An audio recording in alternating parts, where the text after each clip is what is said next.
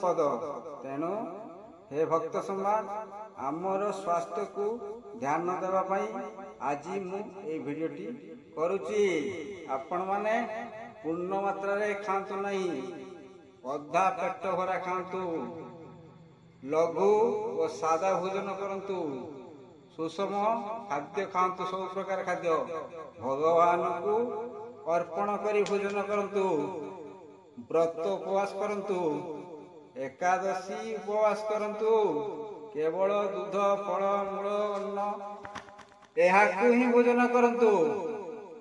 ब्रह्मचर्य पालन पाई आसन अभ्यास अछि। मु आपण मानकु से आसन करी देखैबी। शीर्षासन 5 मिनिट करिवे, सर्वांगासन 10 मिनिट।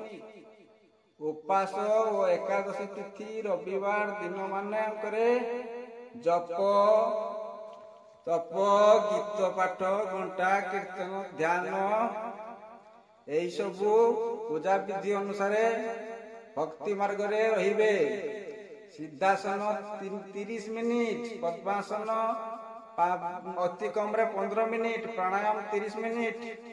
राति रे दुग्ध व फल आहार, ओडियान बंध 4 थर, ग्रंथ पाठ कीर्तन कृषि कर्म प्रवृत्ति रे मन को नियोजित रखंतु।